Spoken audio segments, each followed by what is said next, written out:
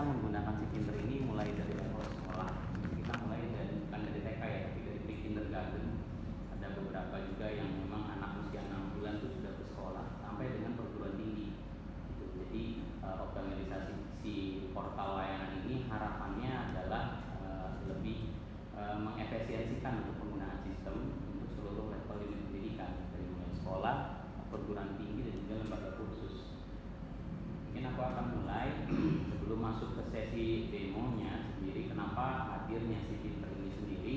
Karena sepengalaman kami di proses implementasi yang kami lakukan di berbagai institusi pendidikan, kita bisa mengkelompokkan ada 4 isu dan 4 concern yang terjadi terkait dengan digitalisasi.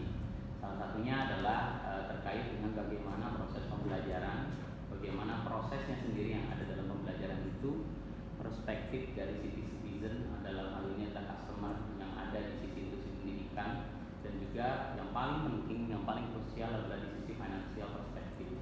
Jadi keempat kategori masalah ini yang kita coba bantu hadirkan melalui sistem aplikasi yang kita sebut dengan nama si Pinter. Roadmapnya sendiri dari layanan aplikasi yang nantinya akan coba kami demokan itu mulai dari aspek education management, yang kita mulai dari bagaimana kita bisa mensupport terkait dengan pencapaian penerimaan di sisi murid maupun mahasiswa baru lewat fitur admission. Kita juga ada fitur terkait dengan LMS dan juga terkait dengan akademik. Nah, dalam proses ini basis yang kita kembangkan adalah hierarki. Jadi antara satu dengan modul yang lain itu kita buat saling terkorelasi. Nah, kemudian yang kedua adalah kita coba menghadirkan solusi payment atau agregator yang tujuannya adalah untuk menghandle terkait dengan isu-isu finansial. Dan juga yang pasti yang ketiga adalah kita coba hadirkan layanan yang mensupport terkait dengan lifestyle activity-nya yang ada di sisi pendidikan. Nah, ketiga roadmap itu kita hadirkan solusi dengan yang kita sebut nama dengan si Pinter ini, Bapak Ibu sekalian. Nah, dari sisi layanan aplikasi untuk si Pinter ini kita hadirkan platformnya 2. Jadi tergantung dari opsi paket yang nantinya akan ditentukan. Ada yang opsi platformnya berbasis web atau web based dan ada yang opsinya berbasis mobile. Nantinya brandingnya adalah menggunakan brandingnya si Pinter ini. Lalu concern kita yang kedua adalah bagaimana dalam penyediaan layanan ini ada cost efisiensi dalam pengadaan infrastruktur, sehingga yang kita hadirkan solusinya adalah sifatnya cloud tapi sifatnya adalah SaaS. SaaS di sini artinya software as a service. Jadi bagaimana layanan aplikasi ini menghadirkan keseluruhan fungsi yang nantinya bisa dimaksimalkan. Dan juga kita hadirkan fitur yang sifatnya adalah terintegrasi, yang mana antara satu modul dengan modul yang lain itu saling berkaitan, yang biasanya umumnya dikenal dengan konsep hierarki. Nah, dan pastinya kalau sudah bicara terkait dengan layanan digital, mau tidak mau, suka tidak suka harus bisa diakses 24 jam tanpa ada downtime di sisi user. Nah, itu yang kita coba hadirkan di sini melalui aplikasi Pinter. Kemudian apa saja sih yang kita punya fitur-fiturnya? Nah, ini adalah beberapa fitur yang kita punya, mulai dari yang pertama biasanya adalah concern kita kalau menghadapi institusi pendidikan, bagaimana kita membenahi terkait dengan proses capaian penerimaannya, itu terkait angka mahasiswa baru maupun capaian dari sisi transaksionalnya. Yang kita hadirkan adalah portal enrollment, kemudian kita hadirkan juga portal payment, yang mana satu sama lain ini saling berkorelasi. Kemudian kalau sudah bicara terkait dengan payment, pastinya kalau orang keuangan concernnya adalah bagaimana billing tersebut terbentuk. Makanya kita ada billing management yang sifatnya kita otomasi secara proses. Lalu kalau sudah bicara terkait dengan core bisnisnya dari sisi layanan institusi pendidikan, kita juga tempelkan dengan unit usaha yang lain yang ada di sini, misalkan terkait dengan e-martnya, kemudian kayak kantin. Lalu ada kalau antar jemput, mungkin catering, parking pun itu kita juga hadirkan dalam satu layanan aplikasi yang sama. Sepanjang pengalaman kami, biasanya kita juga tempelkan terkait dengan fitur-fitur yang kita sebut program sosial yang ada di institusi pendidikan. Kita menyebutnya biasanya donasi. Nah, ini biasanya di awal terkait dengan kita benahi dari sisi penerimaan transaksionalnya. Kalau sudah terbenahi terkait penerimaan transaksionalnya yang sudah terdigitalisasi, maka kita akan melanjutkan langkah kita ke sisi learning management systemnya di LMS.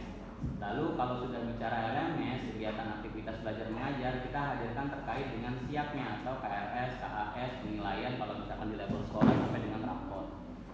Lalu kalau sudah masuk ke tren literasi digital, harapannya adalah bisa menutup konsep paperless. Makanya kita hadirkan solusi untuk online test dan kita coba memaksimalkan ruang dan waktu dalam hal ini untuk proses perkuliahan dan pembelajaran dengan mengintegrasikan yang kita sebut dengan video conference. Nah, solusi ini adalah solusi-solusi yang kita hadirkan untuk industri pendidikan. Dan satu lagi mungkin yang terlewat adalah terkait dengan library. Jadi biasanya kalau udah bicara terkait dengan akreditasi untuk lembaga pendidikan, pasti concernnya adalah dari sisi asesor menanyakan terkait dengan bagaimana struktur library yang sudah ada. Jadi konsep ini kita coba hadirkan ke sisi industri pendidikan. Selain itu kita juga punya supporting system yang nantinya bisa diakses bukan hanya untuk lembaga pendidikan, tapi juga untuk lembaga non pendidikan yang ada di dalam satu yayasan tersebut, yaitu terkait dengan proses budgeting, proses HRIS atau Human Resources Information System, lalu finance accounting dan juga asset inventory. Nah, keseluruhan proses ini itu bisa diimplementasikan mulai dari level sekolah, kursus dan juga perguruan tinggi. Nah, inilah modul-modul yang memang kita punya di sisi Cipinter. Nah, mungkin untuk ringkasan awal aku coba akan menggambarkan gambaran produknya. Jadi kalau kita nyebut enrollment adalah bagaimana untuk proses pendaftaran mahasiswa baru maupun murid baru itu jauh lebih mudah dari sisi orang tua maupun dari sisi calon mahasiswa baru misalkan. Kemudian kita mudahkan dengan kita integrasikan dari sisi online payment-nya. Lalu kita juga punya fitur CBT atau online test untuk kemudahan dalam layanan observasinya. Dan kita integrasikan seluruh prosesnya dengan proses akademik yang nantinya ada ketika dia sudah menjadi mahasiswa atau menjadi murid. Nah, jadi kalau si Pinter ini Bapak Ibu kita akan sesuaikan dengan skema bisnis yang ada di sisi perbankan dan dengan institusi pendidikan. Artinya adalah concern dari sisi kita adalah kemudahan dari sisi mahasiswa, kemudahan dari sisi orang tua untuk satu bertransaksi untuk menyelesaikan tagihan-tagihan yang memang ada di lembaga pendidikan. Jadi solusi yang kita hadirkan adalah multi channel payment. Jadi channel payment yang kita hadirkan itu semuanya sifatnya multi channel. Walaupun sifatnya multi channel Bapak Ibu, nantinya seluruh dana transaksinya akan masuk ke rekening BJBS milik yayasan. Dan kita sifatnya bisa multi settlement nih. Jadi kalau misalkan antara DPP dengan DOP-nya itu beda rekening, itu pun bisa memungkinkan. Nah, kalau sudah seperti ini, artinya dari sisi orang tua maupun dari sisi mahasiswa sudah tidak kesulitan lagi untuk menentukan model bayar yang dia akan gunakan. Karena sifatnya kita kembangkan mirip seperti ketika mahasiswa atau orang tua bertransaksi belanja di e-commerce. Jadi sifatnya dynamic. Lalu kita bisa integrasikan dengan academic system. Dalam hal ini kalau misalkan mahasiswa belum bayar sampai tanggal 15 misalkan, dari sisi regulasi keuangan itu nggak boleh, maka nanti akses ke akademiknya akan ditutup sehingga dia tidak bisa mengikuti perkembangan yang ada di sisi akademik. Lalu kita juga integrated menjadi billing system, kita juga ada real time transaction report dan online notification dan reminder. Ini solusi dari sisi transaksionalnya. Kemudian kalau dari sisi LMS-nya, bicara terkait dengan LMS pastinya terkait dengan pembelajaran maupun perkuliahan, dari sisi absensi, materi perkuliahan, agenda kelas. Kemudian ada proses assessment-nya, mau middle test, final test, itu pun kita bisa sesuaikan dan nantinya format penilaiannya itu adjustable sebagaimana yang nanti akan dijalankan di institusi pendidikan tersebut. Jadi kita sudah menjalankan beberapa perguruan tinggi maupun sekolah yang mana secara per masing-masing itu beda-beda. Lalu kita juga ada reporting ujungnya terkait dengan middle report, final report maupun supplementary report. Nah, kalau bicara terkait dengan layanan digital, semua harus sifatnya memudahkan dan mengingatkan. Makanya kita hadirkan solusi layanan omnichannel communication, yang mana kita hadirkan solusi notifikasi lewat email, lewat SMS, lewat WhatsApp maupun lewat push app notification. Jadi opsinya ini nanti bisa di-adjust nih, SMS tidak efektif, berarti kita optimalisasi menggunakan WhatsApp, itu pun fleksibel. Kalau sudah punya mobile application, biar lebih murah costnya, bisa kita pakai push app notification. Nah, ini pun kita punya solusi yang mungkin nantinya bisa dimanfaatkan, dimaksimalkan lewat student ID card, atau kita nyebutnya biasanya kalau di kampus itu IKTM Pak. Jadi digital IKTM yang nantinya pun bisa dicetak Kemudian nantinya si IKTM itu mirip seperti e-money sebenarnya, tapi dia sifatnya adalah closed loop, hanya bisa ditransaksikan di area yang ada di institusi pendidikan saja lewat merchant-merchant yang sudah terdaftar. Dan uangnya itu tidak ada di sisi kartu, tapi uangnya itu ada di sisi aplikasi. Sehingga nantinya harapannya orang tua dan si mahasiswa itu sendiri bisa melihat nih apa saja sih yang sudah dibelanjakan, apa saja yang sudah dibeli. Nah, itu transaksionalnya. Kemudian nanti untuk merchantnya atau toko atau penjualnya itu akan melakukan transaksionalnya itu menggunakan apps. Jadi tidak ada cost penyediaan untuk terkait dengan device-nya, mau itu tab atau apa itu nggak perlu. Jadi cukup menggunakan handphone dari sisi penjual. Dan kita hadirkan solusi ini yang mana nanti dari sisi admin itu bisa recap transaksinya. Dan untuk keseluruhan prosesnya, dana top up-nya yang di top up untuk dimasukkan di sisi transaksional itu sepenuhnya akan dikelola oleh pihak yayasan. Jadi secara transaksi nantinya controllingnya si merchant bisa menggunakan apps, tapi untuk dananya nanti penuhnya pengolahannya dari sisi yayasan. Itu merupakan gambaran layanan aplikasi yang kita punya. Jadi kalau kita summary-kan dari sisi kami, yang kita punya itu mulai dari parkingnya kita ada, enrollmentnya untuk proses daftar ada. Kalaupun nanti Bapak Ibu di institusi pendidikan punya physical access, misalkan gate atau mau pakai Face ID, pakai fingerprint, selama bisa terkoneksi dengan network itu kita bisa otomasi. Kita juga ada e-report untuk report akademik, lalu kita juga ada supporting sistemnya di sini. Dalam hal ini HRIS, aset, finance, accounting, budget. Kita juga ada library, kita ada absent classroom, dan juga ada kantin. Ini adalah layanan yang kita coba hadirkan dari sisi pendidikan terkait dengan aplikasi yang kita sebut dengan nama Cipiter. Nah, mungkin dari sini ada yang mau ditanyakan dulu atau ingin didiskusikan terkait dengan pain point yang ada selama ini, maka silakan sebelum aku mulai masuk ke demo dari sisi aplikasinya. Apa mau didemokan langsung? Demo yang biar kebayang ya dia biasanya. Jadi nanti aku coba akan mendemokan dari sisi webpage-nya ya Ibu Pak. Jadi nantinya itu secara demo nanti URL-nya under Cipinter dengan naming brand-nya dari sisi institusi pendidikan masing-masing. Kemudian ketika diakses di sini saya akan coba mendemokan dari sisi mahasiswa dulu kali ya Bapak Ibu ya. Nah, mahasiswa nanti akan menggunakan username yang kita dapat dari NIM-nya mereka. Nomor induk mahasiswa, password defaultnya, karena nanti di proses awal itu kami semua yang bantu memigrasikan datanya, kita set pertama adalah tanggal lahir. Cuman harapannya nanti ketika proses sosialisasi kita minta mereka semua untuk merubahnya, karena concernnya adalah dari sisi security juga Pak.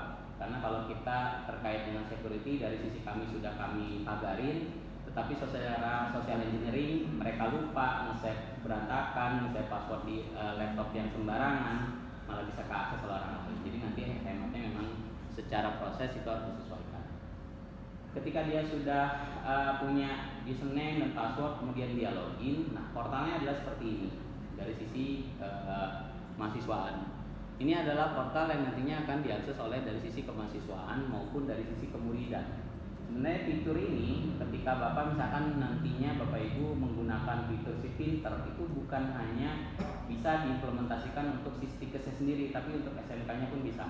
Jadi tanpa perlu ada URL yang beda, nanti role aksesnya akan beda nih. Kalau misalkan si SMK menggunakan nomor induk siswa, kalau si Sisdikesnya menggunakan nomor induk mahasiswa.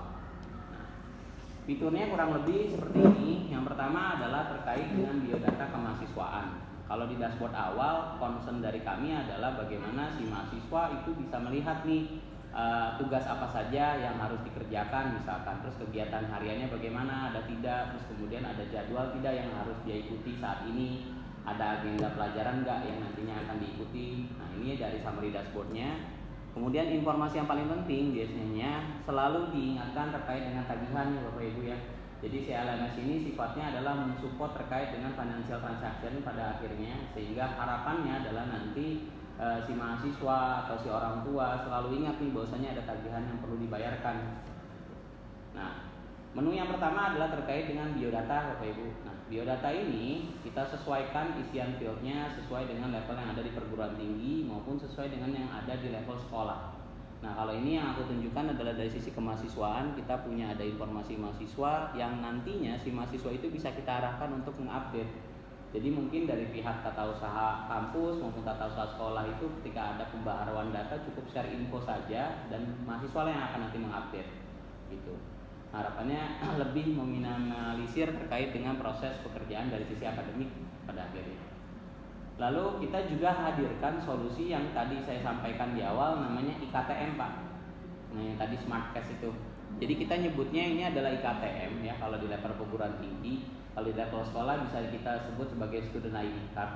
Yang mana skemanya adalah nantinya si orang tua maupun si mahasiswa itu bisa melakukan top up di sini karena nanti ada saldo yang bisa ditransaksikan. Jadi nanti kartu ini tidak hanya untuk proses transaksi di kantin, tapi juga bisa ditransaksikan untuk absensi, untuk proses kunjungan perpustakaan. Nah, jadi kartu ini multifungsi dan bisa ditempelkan atau dicetak menjadi kartu dari sisi tanda pengenalnya mahasiswa. Nanti contoh desainnya kurang lebih seperti ini ya Bapak Ibu. Desain ini sendiri kami punya template-nya yang bisa dipilih atau bisa menggunakan desain yang memang ditentukan oleh pihak institusi pendidikan. Dan secara konsep mau cetak di kami silahkan, mau cetak sendiri pun gak ada masalah. Yang terpenting adalah secara QR nanti kita berikan QR code-nya gitu. Karena sifatnya secara transaksi itu menggunakan QR code. Kemudian kalau bicara dari sisi aplikasi, sebelum aku masuk ke fase akademik, ada terkait dengan sisi transaksionalnya. Nah ini adalah layanan terkait dengan online payment-nya. Nah gambarannya bagaimana terkait dengan online payment? Nah ini gambarannya seperti ini ya Bapak Ibu. Jadi ini aku contohkan konsep yang sifatnya adalah monthly payment atau pembayaran bulanan. Kalau misalkan pembayarannya mau diangkut per semester pun itu memungkinkan. Tinggal nanti skemanya seperti apa itu biasanya nanti akan menentukan pihak keuangan. Kalau pembayarannya skema bulanan, yang kita hadirkan hanya tagihan di bulan sampai dengan bulan berjalan saja. Jadi kalau tagihan saat ini bulan Juli, yang kita hadirkan hanya di bulan Juli saja. Dan ini semua adalah multi komponen ya Bapak Ibu. Tapi kalau misalkan nanti komponennya ada SKS, ada DPP, DOP atau ada SPP, biaya ekskul, nah itu bisa dihadirkan di sini. Dan kalau dia mau membayar untuk bulan periode selanjutnya, kita ada show future payment di sini. Nah, jadi kayak gini. Ini aku contohkan misalkan biaya SKS-nya dicicil nih misalkan. Dari pihak kampus ada regulasi pihak keuangan yang bisa menginstalmenkan biaya SKS. Tapi DPP dan DOP-nya harus dibayarkan di awal. Tapi biaya SKS-nya itu bisa dicicil per bulan. Nah skemanya ini mungkin nanti balik lagi ya, untuk skemanya kita bisa sesuaikan. Tapi harapannya adalah si orang tua atau si mahasiswa kalau sudah menggunakan literasi digital, harapannya adalah tertib bayar. Itu concern-nya. Yang pertama bagaimana mengarahkan seperti itu. Jadi ketika dia bayar bulan September, otomatis bulan sebelumnya akan terchecklist. Tidak bisa enggak. Jadi si mahasiswa atau si orang tua harapannya itu menjadi tertib bayar. Agar apa? Agar dari sisi escrow penerimaannya dari sisi kampus juga nggak terganggu gitu. Ujung-ujungnya kalau dari sisi finansial sudah terganggu, untuk proses akademiknya pun akan terganggu. Jadi harapannya itu. Lalu untuk kemudahan prosesnya, kita juga lengkapi dengan reminder ya Bapak Ibu, ini contohnya. Nah, remindernya ini pengingat yang nantinya akan diotomasi oleh sistem di periode tanggal yang pihak keuangan tentuin. Apakah tanggal 10, tanggal 15, tanggal 20, apakah perjurusan beda, itu enggak, silakan bisa disesuaikan. Lalu kalau defaultnya kami menggunakan masking name si printer, bukan pakai long number. Kenapa? Kalau long number sekarang ketika ada 100 pengiriman, satu pengiriman aja diblokir, maka ibu harus ganti nomor baru.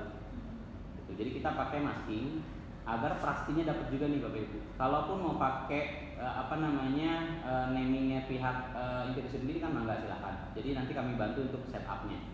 Gitu. Biasanya nanti kita bantu setupnya untuk proses kalau misalkan ingin menggunakan masking name seperti ini. Jadi ini ada biaya setup di awal aja untuk men-shortcut verifikasi dari pihak Meta. Karena kalau didaftarkan sendiri biasanya nanti pihak Meta itu pastinya lebih ke sisi website, sosial media. Redaksinya ini bisa disesuaikan ya Bapak Ibu, sesuai dengan apa yang diinginkan oleh pihak keuangan. Dan jumlah yang ada di sini ini sudah diotomasi oleh billing proses yang kita setup di awal. Jadi billingnya itu nanti pihak keuangan nge-setup rincian biaya, terus kemudian penerapannya, maka nanti akan tergenerate otomatis dari sisi billingnya. Nah, ini redaksinya kalau WhatsApp udah pasti lebih panjang dan tidak manual lagi untuk menghitung untuk proses remindernya. Nah itu kalau sudah diingatkan, kemudian bagaimana dari sisi mahasiswa untuk melakukan proses pembayarannya. Nah ini gambarannya gini, dia udah pilih apa yang dia mau bayar, kemudian dia masuk ke halaman check out payment nih. Jadi kalau biasanya berbelanja itu udah ketahuan nih Bapak Ibu komponen apa yang nanti akan dibayarkan. Ini kalaupun nanti ada regulasi diskon yang diterapkan oleh keuangan itu pun memungkinkan, jadi otomatis tampil di sini. Jadi si keuangan itu punya regulasi diskon ada macam-macam, nanti aku akan demokan mulai dari regulasi diskon berdasarkan periode, regulasi diskon bersaudara, kemudian itu juga ada. Dan kita bisa tempelkan dengan program donasi yang tadi saya sebut terkait dengan program sosial. Jadi nanti regulasinya pun mau di bagaimana polisinya kita ngikut, apakah diwajibkan, apakah memang sukarela sifatnya. Nah ini seperti ini. Nah kemudian langkah bayarnya gimana? Nah, si mahasiswa atau orang tua murid itu akan klik pilihan bayar di sini, dan nanti akan hadir opsi payment channelnya. VA misalkan, nah kayak gini. Walaupun kita bekerja sama secara eksklusif dengan VA BJBS, kita juga hadirkan VA bank lain di sini, agar si orang tua bisa ada kemudahan untuk proses bayarnya. Cuman ada konsekuensinya. Konsekuensinya seperti apa? Kalau menggunakan VA BJBS, maka secara biaya untuk layanannya itu hanya dikenakan 3.500. Tapi jika menggunakan VA bank lain maka akan dikenakan dengan biaya Rp5.000. Dan itu hitungannya bukan per bulan, bukan per komponen, tapi kita hitung per transaksi. Dalam arti gini, misalkan saya mau bayar VA BJBS dengan menggunakan VA BJBS, saya pilih di sini. Nah, 3.500 ini untuk komponennya ada 1, 2, 3. Nah, ini dengan bulannya itu bukan hanya bulan Juli. Harapannya adalah biasanya nanti di proses sosialisasi orang tua maupun mahasiswa, mereka akan punya strategi untuk bayar ya Bapak Ibu. Pasti yang dikeluhkan biasanya biaya layanan nih, kenapa ada biaya layanannya? Padahal kan biaya layanan ini per transaksi ya. Tapi kalau misalkan dia udah tahu bahwasannya biaya layanan per transaksi, dia bisa lebih mempercepat pembayarannya. Harapannya pasti secara keuangan yayasan maupun keuangan institusi pendidikan akan jauh lebih nyaman nih, karena udah bisa dapat penerimaan di awal. Kemudian diklik, maka kode PA-nya akan tergenerate. Dan ketika kode PA ini tergenerate ya Bapak Ibu, si mahasiswa maupun si orang tua itu akan mendapatkan email terkait dengan notifikasi PA yang sudah digeneratkan. Nah, ini PA-nya sifatnya dinamis. Ini di generate, maka email akan terkirim. Nah, setelah bayar menggunakan channel bayar yang sudah ditentukan, maka dia akan dapat receipt-nya atau bukti bayarnya, gitu, pembayaran suksesnya. Jadi di satu sisi dia tidak perlu mengkonfirmasi ulang ke pihak keuangan bahwasannya dia telah melakukan proses pembayaran.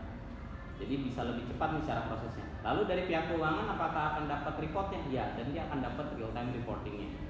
Gitu. Nanti akan aku tunjukin contohnya.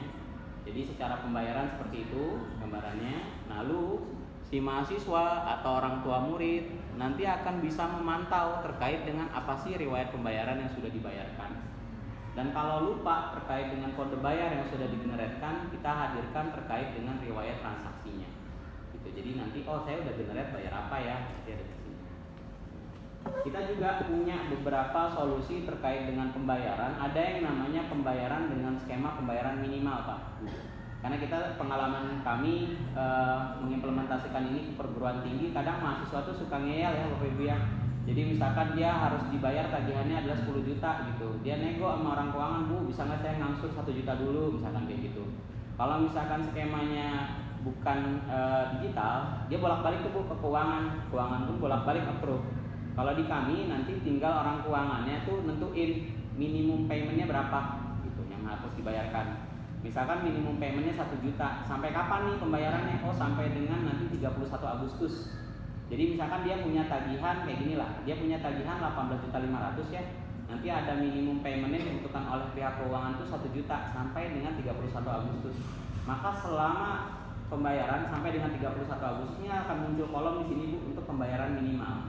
Jadi ditentuin bayarnya berapa? Saya bayar 2 juta dulu. Nanti akan berkurang nih. Dia bayar lagi 3 juta dulu. Tapi ketika masuk sampai dengan periode 31 Agustus, sisanya harus dilunasi. Gitu. Jadi harapannya bisa lebih win-win solutionnya nih antara pihak keuangan dan pihak mahasiswa atau murid tanpa perlu mengkonfirmasi ke pihak keuangan. Nah itu mungkin dari gambaran awal terkait dengan proses transaksionalnya dulu. Mungkin dari sini ada yang mau ditanyakan? Ya silakan. Siap, silakan. Kalau di sini, kalau kita itu kan kita ada biaya BPP, biaya pembangunan yang bisa dicicil selama 6 bulan sampai 1 tahun. Tadi kan Bapak menjelaskannya kalau BPP itu nomor 1 tuh dari pendaftaran kan kita tunggu pendaftaran, MCU, nanti ada prapendidikan yang harus dipakai, itu emang wajib dibayarkan di awal ya. Masuk ke kita. Pada saat proses ke BPP-nya itu nanti kita ada cicilan bulan itu. Ya. Tapi cicilan itu bisa kami bayarkan dengan SPP. Jadi dua-duanya sama-sama berjalan. Gitu. Jadi kita nggak jadi BPP cicil, kita harus cicil SPP juga. Jadi pada saat dia masuk di bulan jadi pada saat dia masuk di bulan September atau Oktober, 2 cicilan ini sudah berjalan. Memang kalau untuk SPP kita dibayarkan per bulan. Gitu. Nanti kan tadi sudah dijelaskan bisa ya Pak ya. Nah, nanti untuk BPP-nya bisa ya Pak dibuat seperti itu. Betul. Jadi yang aku tunjukin ini komponennya asal-asalan ya Bu ya. Ya. Tapi secara skema itu memungkinkan seperti itu ya. Jadi mungkin tambahan, mungkin dari tim kami bisa Minggu kemarin sih Pak, menyesuaikan dengan kebutuhan. harinya aku cek dulu deh. WhatsApp, Mungkin dengan SMA WA. kebutuhannya di dalam dia. Jadi nanti memang Sebentar, Pak. juga Ya. akan dibuatkan aplikasi khusus untuk SMK dan Oke, Pak. kebutuhan. Memang beda kalau Iya. Ini gambarannya ya Ibu. Mungkin ada lagi yang mau ditanyakan? Ibu silahkan.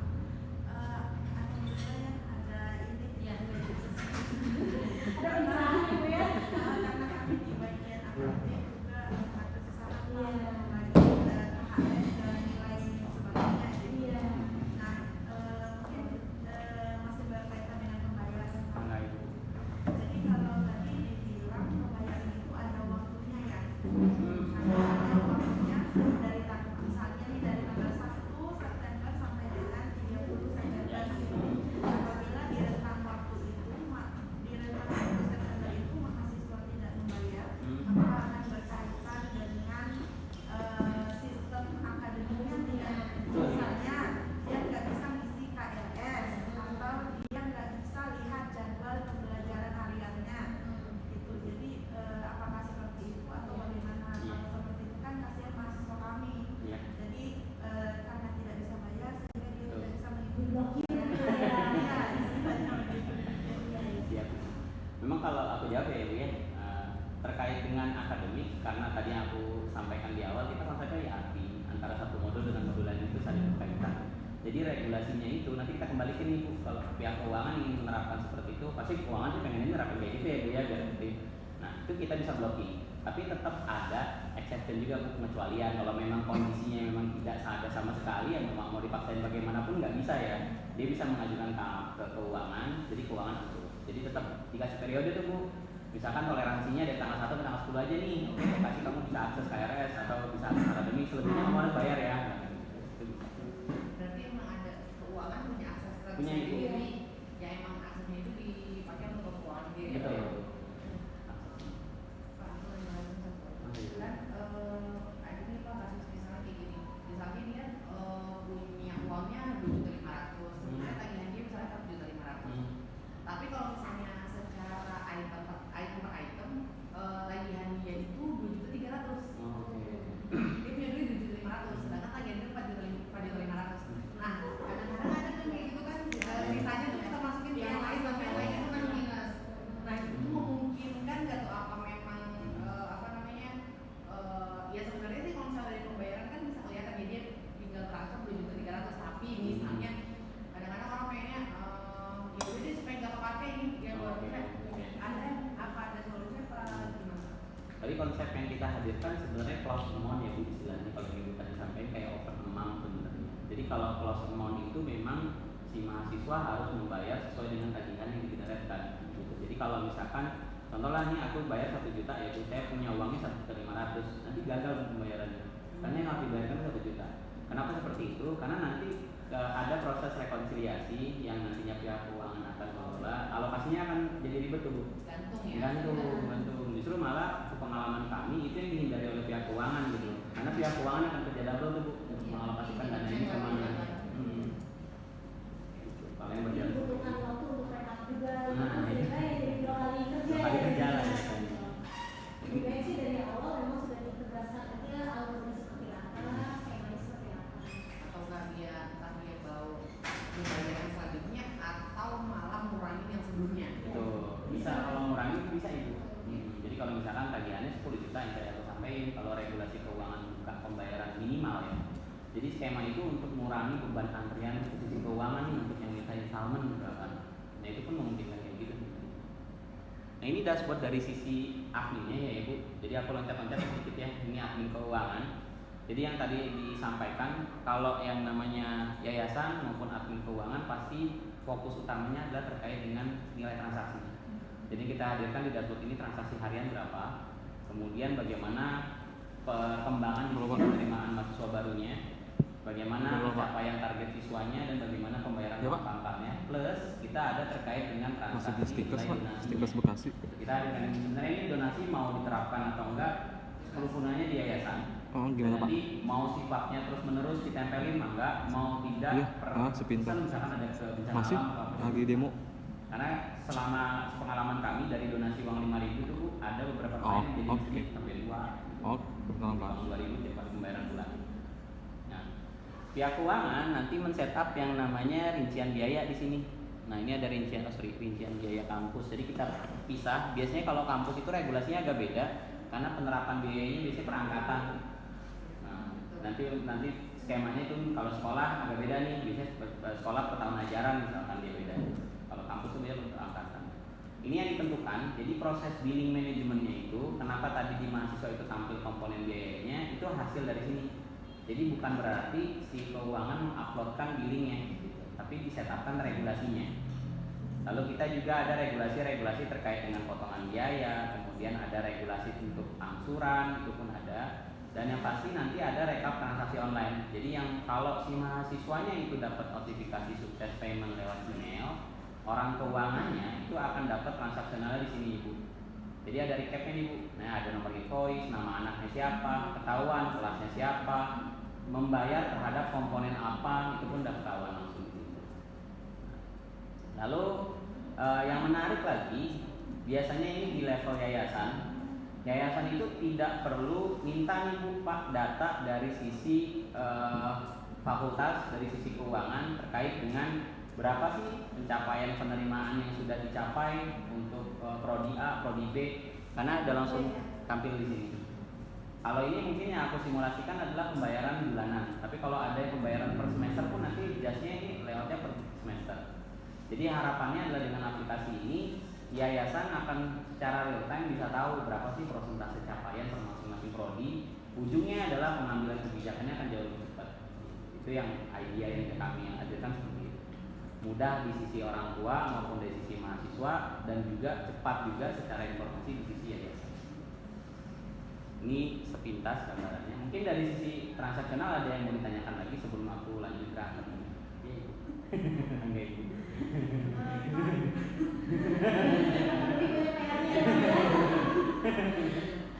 Untuk setting pembayaran, apakah itu disetting per mahasiswa bayar kah atau per bulan kah atau per semester? Karena kalau misalnya kan yang di kebidanan itu beberapa memang ada praktek yang per semester, tapi kita tidak bisa pastikan itu di tanggal berapa. Sehingga misalnya nih, tapi dalam 1 tahun biasanya dari program studi sudah ada semesternya ya. Iya, sehingga bagaimana itu untuk dari segi pembayaran itu bagaimana? Oke, baik Ibu. Artinya gini, kalau untuk regulasinya itu nanti pihak keuangan yang punya kewenangan Ibu. Dan dia tidak disetup per mahasiswa. Kebayang Ibu mahasiswanya kalau masih 100, 200 masih enak ya Ibu ya. Kalau udah ribuan kan kemeng juga gitu mantenginnya gitu. Jadi kita buat tarik dari sisi regulasinya. Cuman nanti untuk proses penerapannya itu kita sesuaikan sesuai dengan publish date-nya. Jadi kapan tagihan itu dipublikasikan dan due date-nya. Gitu. Jadi skemanya misalkan publish date-nya adalah di periode Juli, berarti tagihan itu dianggapnya sebagai pendapatan Ibu di bulan Juli. Gitu. Atau nanti tagihan itu publish date-nya di bulan September misalkan, itu pendaftaran di bulan September. Skemanya sih mekanisme kayak gitu. Jadi nanti secara implementasi kita akan ada proses training juga nih Ibu. Jadi kita pecah Bu trainingnya, asistensinya. Yang keuangan memang tim kita fokus keuangan aja gitu. Tim akademik sendiri akademik aja. Jadi biasanya di proses itu kita banyak diskusi dulu Ibu, diskusi terkait apa sih sebenarnya permasalahan yang terjadi di sini. Karena si sistem itu harapan kami adalah sifatnya jangan mubazir gitu, biar efisien juga. Sayang karena pas investasinya besar, kalau tidak termaksimalkan kan mubazir. Dan kita ada WA group juga ya. Ya, jadi nanti ada WA group juga dan kita ada kontak center juga buat itu. Jadi nanti di WA group itu ibu dan bapak-bapak tidak akan ditinggalkan oleh kami.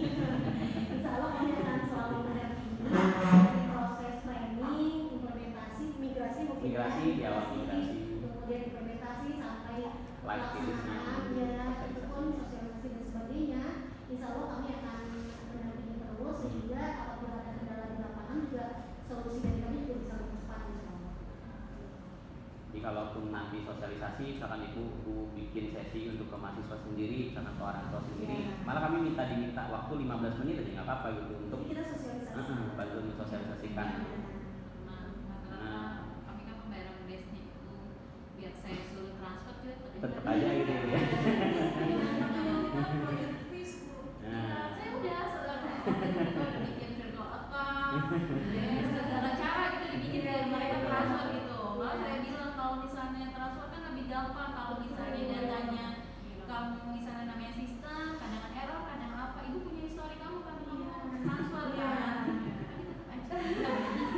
Apalagi sekarang kan kami ini sudah bisa kerjasama dengan Indomaret ya. Iya, modern online. Iya, jadi Kita ada cara jadi tidak hanya lewat transfer, karena kan kadang mohon maaf ya kadang orang tua tuh malah udah Indomaret aja, apa aja, atau pakai Shopee Pay aja deh atau Dana, nah kita udah bisa nih Bu. Jadi Artinya ikutin di sini aja Bu layanannya, hanya Iya. layanannya di sini juga. Iya. Cuman memang biasanya lebih besar daripada BJBS. BJBS-nya 3.500 ya, ya. karena memang ya namanya kita bekerjasama dengan pihak lain itu biasanya memang ada biaya tambahan untuk pada saat pembayaran gitu. Dan iya maksimal di Indomaret berapa ya? Alfamart 2 juta Ibu tagihan. Cuman nanti by request ya. Jadi kalau memang kita biasanya ngobrol nih Ibu, Pak mau dari buka dari modern online store berapa gitu. Mereka biasanya policy-nya sampai dengan di atas 10 juta pun memungkinkan. Kalau nggak mau sekalian aja Iya, biaya iya. Oh, iya. 5.000 Ibu. 5.000 masih Iya. bagus. Tapi salah kayaknya. Enggak, kalau salah jawab. Untuk biaya admin juga nanti mungkin kita sampaikan Ya. lebih lagi ya. Betul, nanti ada lampiran nanti. Iya, nanti ada lampiran sehingga nanti Ya, nanti mungkin lampiran. untuk orang tua betul sehingga orang tua siswa juga bisa memilih dia mau membayar lewat mana dengan biaya berapa. Karena rata-rata orang tua wali kami itu rata-rata petani Bu. Hmm. Saya mau jujur aja ya. Jadi makanya kenapa pembayaran cash itu masih menjadi favorit buat mereka, karena mereka datang ketemu Mbak Sela dan bukanya diterima dan kwitansi mereka senang gitu. Misalnya transfer tuh kayaknya oh Bu nanti nyambung Iya. nanti apa nanti saya dibohongin Belum lewat belum. Tapi kalau dengan adanya channel Indomaret Alfamart ini suatu solusi ya Bu ya. Karena kan karena di mana-mana di betul ya di mana-mana juga usaha kan Indomaret Alfamart selalu ada. Dan dengan biaya 5.000 sih kalau menurut saya cukup gitu daripada mereka harus datang langsung ke kampus ke sini dengan biaya yang mungkin lebih mahal dengan biaya transport dan sebagainya. Ini belum aku tampilin semua. Jadi Bu, biasanya kita ada kantor pos juga, pegadaian juga, ada juga. Insya Allah sih lebih banyak variasi untuk alternatif pembayaran. Iya. Malah kalau yang Ini menarik, khusus untuk Ananda loh. kunci kata kunci. Iya. Baru baca. Lucu. Pas sore kalau kali Pak. mahasiswa larinya bisa ke Pas GoPay. sore kali kirim semua. Kalau GoPay itu poinnya bisa dibayar. Poinnya bisa dibayar itu. Pas sore kali Pak nyampe nih. Bisa nih untuk GoPay. Oke, Pak. GoPay, OVO, Dana, link aja kita. Bisa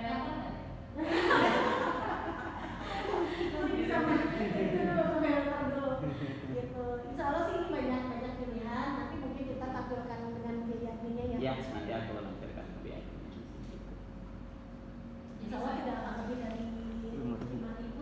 paling mahal justru kita tutup Bu, kredit card di sini yang paling mahal.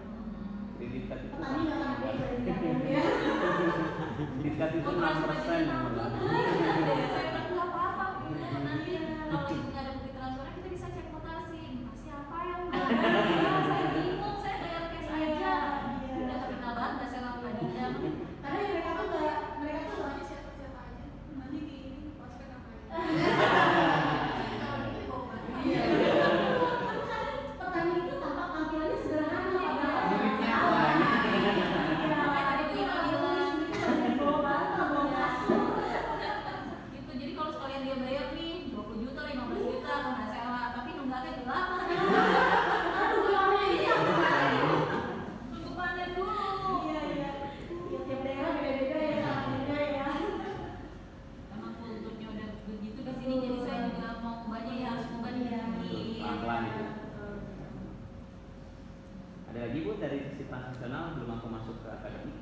Paling kalau misalnya saya yang penting masih bisa di kalau saya bilang saya minta Bu Pak ini Berapa? cicil ya bisa. Oh, itu bisa. Sini setting saya mau Iya, Pak. masalah. Kalau tanggalnya juga bisa disetting dari Oh, iya. pihak kami juga saya juga nggak masalah. Jadi nanti silakan untuk. Oh, dia mau bayar. Yang penting filmnya dia. Oh, kurang kenal. Pintunya di sini ya. Oke. Baik, Ibu, Barang aku ini lanjut lagi ke demo nih, Pak. akademik ya, Ibu ya. Akademik. Pasti di fase pertama ini kita fokusnya bicara di sisi perguruan tinggi ya Ibu ya. Kalau perbedaannya memang kalau untuk di level sekolah dan Oh, iya, perguruan siap, tinggi, Pak. kalau perguruan tinggi Siap ada yang support. namanya skema Ya, KRS Ibu ya. Pak. Cuma kalau boleh aku tahu skema Nggak tahu, KRS Pak. di sini paket atau Kebetulan. paket Ibu? Paket ya, alhamdulillah ini jauh lebih simpel sebenarnya kalau paket. Jadi kalau untuk KRS sendiri sebenarnya nanti aksesnya itu akan di lock sesuai dengan tadi Bu pembayaran kalau mau diterapin. Gitu, kalaupun tidak pun mau nggak bisa. Jadi misalkan skemanya gini, udah mau semester 1 nih anak udah semester 2 misalkan. Kalau misalkan dia sudah pernah mengambil KRS di periode semester sebelumnya, otomatis mata kuliah yang sudah pernah diambil udah tampil. Tapi kalau misalkan mau masuk ke semester 2 nih, biasanya nanti KRS itu ada periodenya Ibu. Ada periodenya dari tanggal sekian sampai tanggal sekian ya Bu ya. Nah, nanti opsinya sih mangga nih nanti to be discuss ketika proses implementasi kita akan bisa adjust lagi. Ini aku simulasikan misalkan KRS reguler untuk paket dia mau ngambil di semester 2. Nah, dari sini udah ketahuan nih Ibu jadwal mata kuliah yang sudah Ibu setupkan untuk anak ini untuk kelas semester ini misalkan. Nah, kalau paket gampangnya paket itu enaknya sudah bundling langsung ya Bu ya. Dan satu yang penting adalah nanti dia sudah oke nih Bu, klik di sini baru di submit. Jadi secara proses KRS selesai itu. Jadi maka otomatis si dosen nanti di aksesnya mata kuliahnya per masing-masing itu udah terdaftar nih nama anak ini. Jadi pertama itu kalau di urusan perkampusan KRS dulu di awal. Lalu kalau sudah KRS-nya selesai, otomatis si mahasiswa bisa melihat terkait dengan jadwal perkuliahannya ya Bu ya. Harapannya adalah dia bisa mantau nih, oh jadwal perkuliahannya apa sih yang nanti akan diiniin, oh sorry dia yang sudah di KRS di semester 1 misalkan. Nah di hari Senin dia ada jadwal KRS, ada jadwal kuliahan jam berapa nih. Ini otomatis nih Ibu. Jadi kalau misalkan di jam yang berlangsung ini akan tampil ya di sini. Oh ini sedang berlangsung misalkan mata kuliah gizi dan diet misalkan kayak gitu.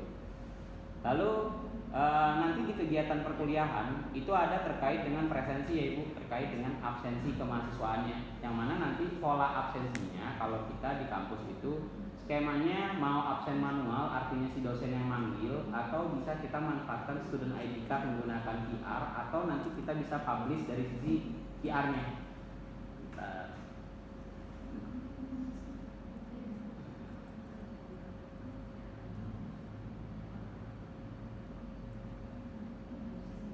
Nah kebetulan kalau mata kuliahnya relate dan agak salah kalau dimaklumi ya Bu, terakhir kita implementasi di Stikes itu ada di Stikes Sumber Waras Jakarta gitu. Jadi mata kuliahnya kita ngintip-ngintip dari itu nama-namanya gitu. Saya kalau ditanya sendiri sih nggak ngerti. Itu sampel aja ya. Sampel aja. Ntar ya Bu aku lihat dulu. Ada koneksi nggak? Itu sesi ada kodenya sendiri, ada QR-nya sendiri. Iya Ibu. Jadi pensetupan jadwalnya itu kita itu ngaturnya gini. Ngaturnya itu Bu, nanti di pensetupan jadwal mata kuliah ini ditentukan oleh dosen yang memang berkompetensi terhadap mata kuliah tersebut, berapa total pertemuannya, Kemudian ada berapa minimum absensi mahasiswa, mohon maaf. Jadi misalkan 3 kali nih Bu. Kalau misalkan si mahasiswa itu tidak hadir tanpa keterangan di atas 3 kali, berapapun nilai yang dia dapat tetap E. Regulasinya sampai tuh kayak gitu, tapi itu balik lagi nanti Ibu akademik mau kayak gimana ya. Di kita sih mungkin. Dan kita ada 2 KPI Bu. Ada berapa banyak si dosen diperkenankan meninggalkan pertemuan. 2 kali, 1 kali, dan nanti ada laporan KPI-nya terkait dengan itu. Jadi performanya bukan mantauannya mahasiswa, tapi juga dari sisi dosen. Nanti aku jelasin dari sisi setup jadwalnya. Ini dari sisi mahasiswanya dulu.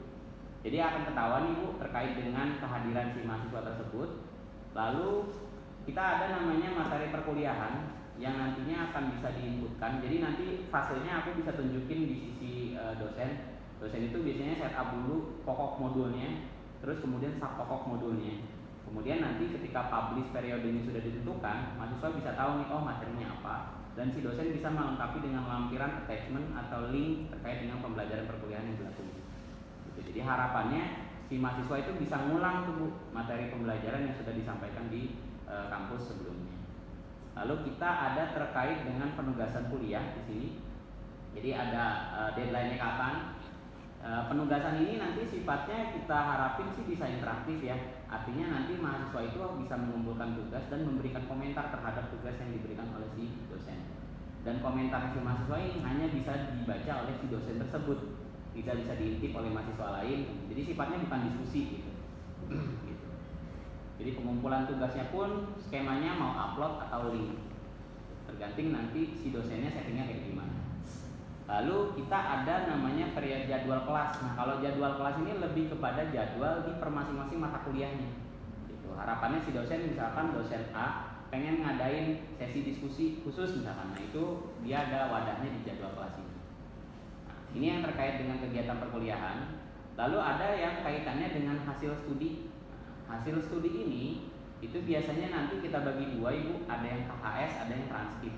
Nah, kalau KHS ini yang progres per semester, kita lengkapi dengan kita nyebutnya namanya EDOM, evaluasi dosen oleh mahasiswa umum mungkin di kalau perguruan tinggi.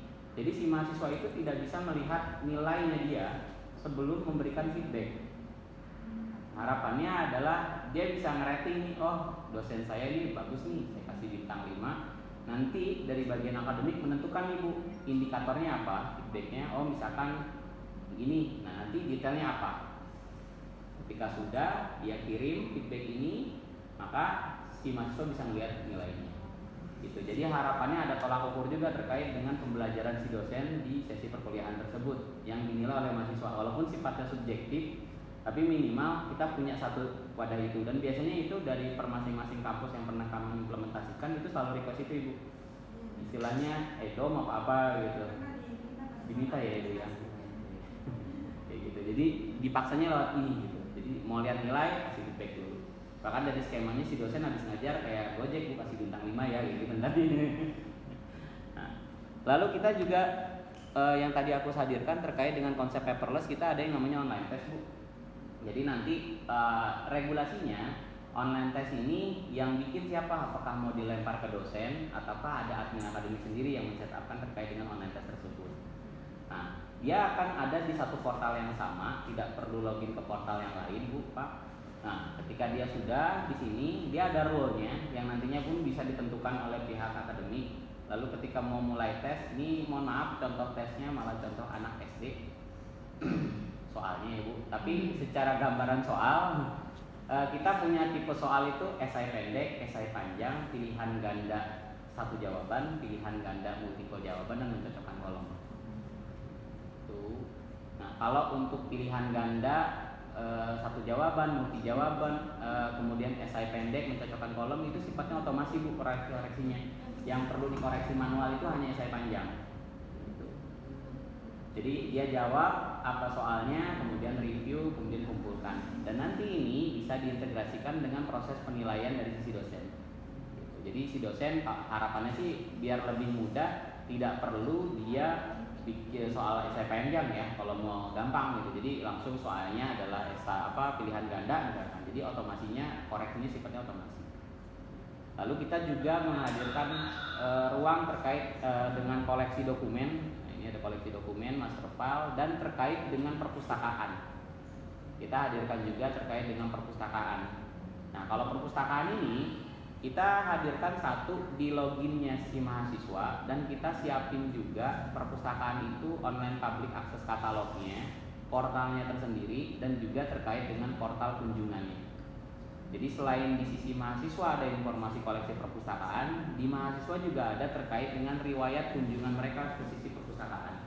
Peminjaman mereka bagaimana, kunjungan mereka seperti apa, keterlambatan, rekap denda, dan ada pola komunikasi untuk terkait dengan komentar buku.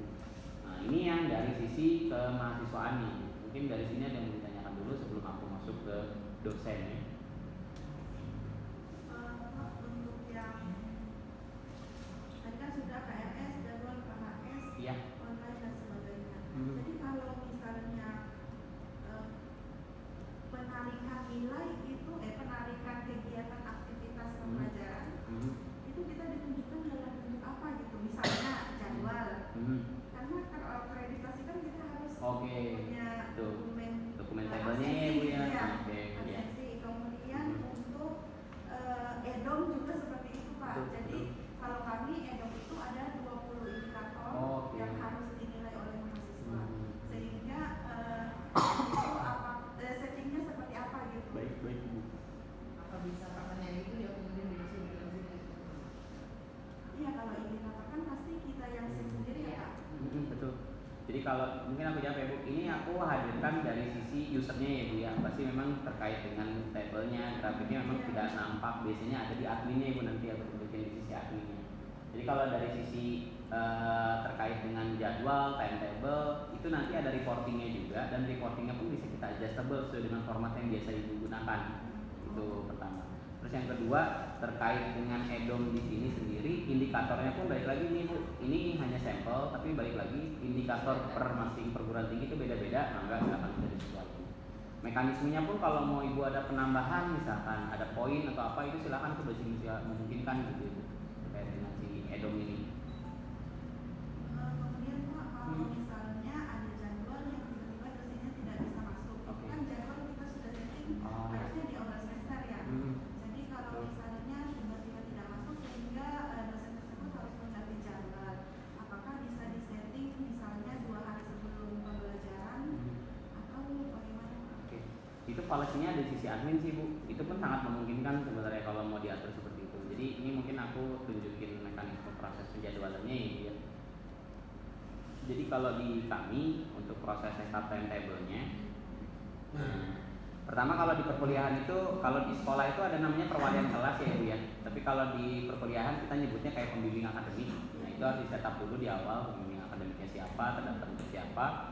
Kemudian untuk terkait dengan proses timetable atau jadwal itu, nanti pertama harus di mapping dulu terkait dengan ruangan Ibu, lokasinya.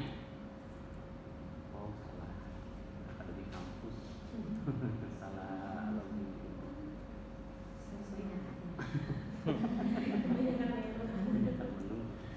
Nah ini Ibu, pembimbing akademik. Nah pasti nanti ada penamaan terkait dengan data pegawai dan juga terkait dengan data dosen. Nah data dosen ini terkait dengan kompetensinya si dosen tersebut terhadap mata kuliah yang nanti akan diajar. Lalu di pembelajaran harus di-setup dulu terkait dengan lokasinya ini Bu, ruangannya, ruangan-ruangan yang nantinya akan disediain. Kemudian kita ada referensi mata kuliah terkait dengan kodifikasi terkait mata kuliah nih Bu.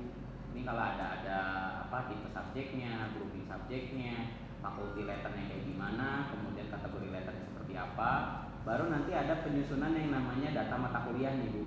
Nah data mata kuliah ini kodifikasinya ini kita buat otomasi berdasarkan referensi subjek yang ditentukan di awal. Lalu kita ada terkait dengan jadwal perkuliahan yang dari sisi timetable yang tadi aku sampaikan. Jadi misalkan per masing-masing mata kuliah nanti yang menentukan adalah dari sisi adminnya. Di sini periode semesternya ditentuin, mata kuliahnya ditentuin, berapa SKS total terhadap mata kuliah ini. Lalu ada periode mulainya Ibu, kapan periode perkuliahan itu akan berlangsung sampai dengan kapan, berapa banyak total pertemuannya. Kemudian yang tadi aku sampaikan berapa sih yang diperkenankan mahasiswa itu absen. Nah, karena ini ada kaitannya dengan nilai.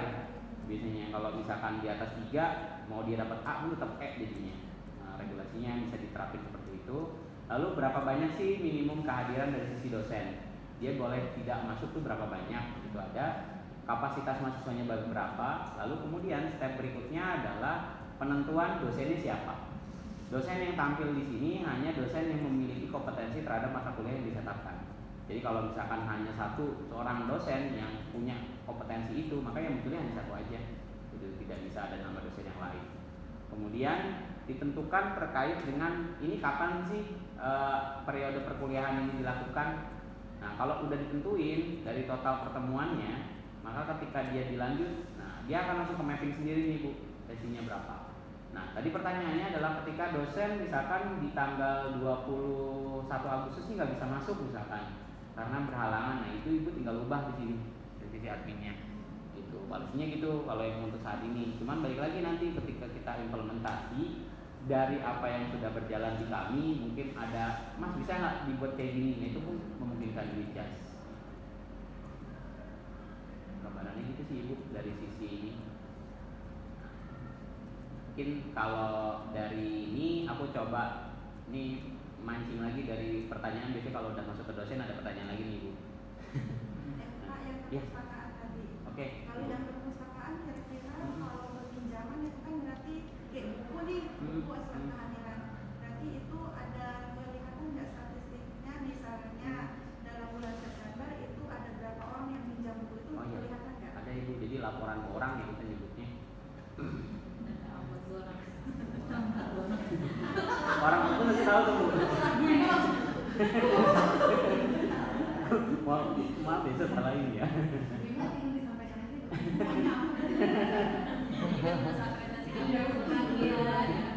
Istilahnya gitu ya. Iya betul. Jadi dulu kita nerapin perpus itu dulu di Universitas Pancasila Fakultas Farmasi. Itu di situ. Jadi akreditasi reportingnya ada koleksi bahan pustaka, koleksi per kategori, ada rekap anggota perpustakaan, terus ada rekap kunjungan perpustakaan, dan ada manajemen perpustakaan. Nah nanti dari sini yang dibutuhkan di luar dari reporting ini itu pun kita bisa adjust juga nantinya. Dan yang pasti kita nantinya kalau sudah bicara terkait dengan bagian pustakawan, ada yang namanya proses sirkulasi itu ada 3 yaitu peminjaman koleksi, kemudian ada terkait dengan kunjungan koleksi, pengembalian koleksi, dan ada stok opnam koleksi. Gitu. Jadi nanti di sini peminjaman koleksinya ini kita bisa optimalkan dengan ID card yang tadi generasi Bu. Jadi si ID card itu bisa berfungsi banyak gitu, bukan hanya transaksi di kantin, tapi untuk peminjaman, pengembalian itu bisa pakai ID card itu di KTM. Jadi ada peminjaman, pengembalian, dan juga ada stok opnam, juga ada kapan ada di sini. Balik lagi kalau reporting yang kami punya untuk saat ini, kita punya terkait dengan berapa banyak sih koleksi bahan pustaka berdasarkan kategorinya dan tahun terbitnya, kemudian berapa banyak sih kategorinya dari sisi buku yang Ibu punya misalkan. Karena kita konsepnya kalau Ibu orang perpustakaan pasti tahu kalau saya nyebutnya Senayan misalkan. Karena dulu kita pernah maju bareng ke Perpusri, kemungkinan kita kalah. Tapi secara konsep yang sekarang ada di Senayan itu konsepnya di kita. Jadi katalog dan itemnya itu terpecah. Jadi satu judul buku berapa eksemplar dan Ibu punya 2 perpustakaan itu single katalognya. Yang dari sisi ini Ibu. Oke. Pak kan ini misalnya ada dosen yang kita harus tahu kehadirannya dia dalam waktu rentang misalnya 20 bulan sebelumnya sampai 20 bulan selanjutnya. Nah kita bisa nggak tahu kan tadi kan sebenarnya harusnya kan dosen kalau misalnya dia ganti jadwal langsung diganti jadwal. Iya harusnya ada rekapan itu, bisa nggak sih Pak kita lihat? Itu baik Ibu. Sebenarnya gini, kalau absensi dosen yang kita korelasikan dengan LMS hanya di periode mengajarnya dosen aja nih Bu. Sekarang kalau misalkan absensi yang benar-benar kepegawaian, memang itu ada modul sendiri HRIS namanya absensinya. Tapi kalau di kami ini aku tunjukin login dosennya Ibu. Jadi misalkan nih step awal si dosen itu harapannya adalah menjadi tertib ya. Satu, sebelum memulai perkuliahan itu dia harus nyusun dulu nih Ibu modul mata kuliah yang nantinya akan diajar apa. Itu yang pertama, poin pertamanya misalkan perawatan anak di sini. Nah, dia ada namanya pokok modul perkuliahannya nih Bu. Oh dari tanggal sekian dia mau nentuin, oh saya akan mengajar satu modul pokok perkuliahan ini. Tujuannya adalah ini dari tanggal sekian sampai sekian. Nanti dari data timetable yang sudah disusun oleh dari sisi admin, dia akan ke mapping, oh bahwasannya dari tanggal ini dan ini dia ngajar ini, dia harus isi ini dulu nih bu, sub pokoknya. Jadi dia harus menentukan, oh pokok modul yang diajar ini, sub pokok modulnya apa, baru dia bisa absen. Itu yang pertama. Ketika dia sudah absen, nah, skema absensinya bagaimana? Nah, skema absensinya itu ada dua nih bu. Ada proses absensi yang kita lakukan secara manual seperti ini. Nah, jadi nanti ada scoringnya. Nah, yang kita hadirkan adalah ketika dosen absen ibu tanggal 12 Maret ini, nah, dia dicatat ibu kalau absennya di hari yang sama, di tanggal yang sama sesuai dengan yang ditentukan oleh admin, maka dia on time. Tapi kalau misalkan dia absennya lewat dari tanggal tersebut, misalkan di H+1, maka dia nanti catatannya ada almost. Kalau misalkan dia lebih dari H1 hari, maka catatannya ada late. Nah, ini yang kita bisa hadirkan dari rekapan absensi LMS dengan dosen. Kalau untuk yang detailnya, bener ada kita absensi HRIS sendiri untuk absensi terkait dengan kepegawaian. Jadi kan kita ada dosen yang emang nggak ikut pegawai. Oh sih, oke. Hanya masuk ketika perkuliahannya ibu ya. Jadi saya mau lihat status yang dan sama targetnya aja sih sebenarnya. Itu memungkinkan. Jadi ada reportingnya sendiri. Jadi misalnya ada akses-akses tertentu yang bisa melihat dari dosen tersebut dia udah mengajar Apa belum gitu ya. Bisa. Nah, ini skema absensinya ini yang manual atau yang mau pakai QR. Kalau QR biasanya karena mahasiswa kan biasanya udah boleh bawa device ya bu ya, jadi cukup scan PDF-nya. Dan scan-nya ini kita batasi hanya di area ruang perkuliahan bu, karena dulu kita sempat kebobolan juga, si mahasiswanya foto di share ke tim WA temennya ada di kantin. Gitu ya. Oh jadi satu QR ini, satu QR ini beda-beda orang beda QR. Enggak sama. Dia scan dan Dia scan. Jadi ada dulu ketika awal-awal kita implementasi, ini saya mahasiswa saya udah selesai absen, saya foto bu, saya kirim ke grup gitu. Anak-anak yang di kantin, ya absen di itu. Cuma sekarang kita batasi areanya sesuai dengan koordinat yang ada di sisi kelas. Walaupun di luar kelas. learning online gimana?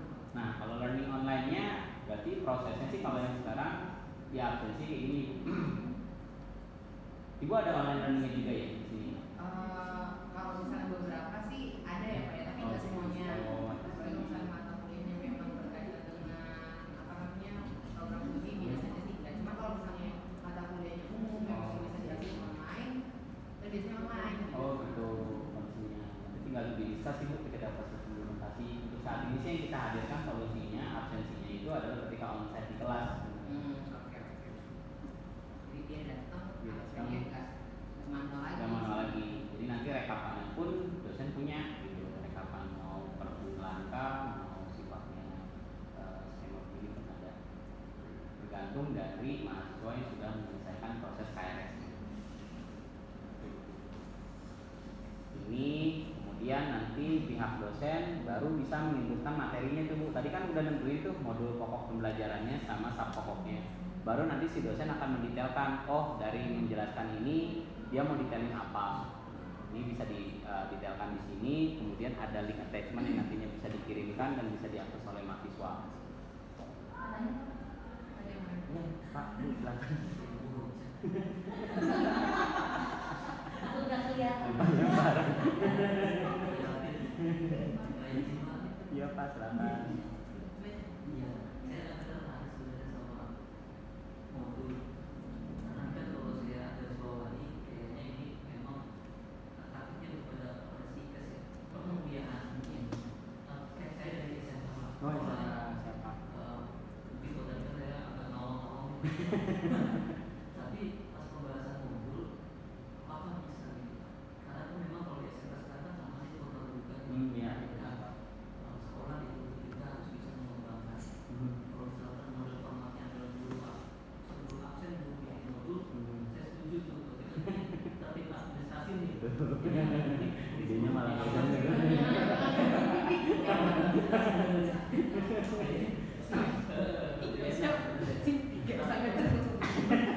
Tapi pertanyaannya gini Pak, ini kan modul itu muncul pertanyaan capaian pembelajaran. Iya. Ambil program sekolah. Apakah itu ada template atau kita memang create sendiri? Oke. Itu yang pertama.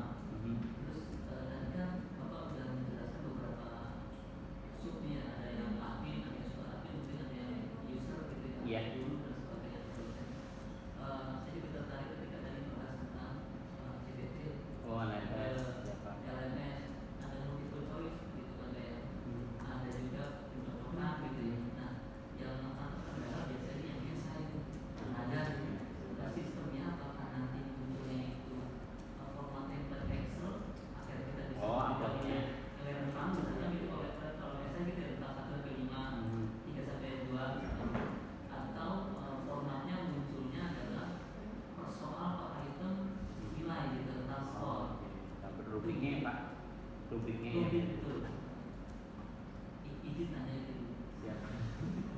Makasih Pak, oh dari SMK ya Pak.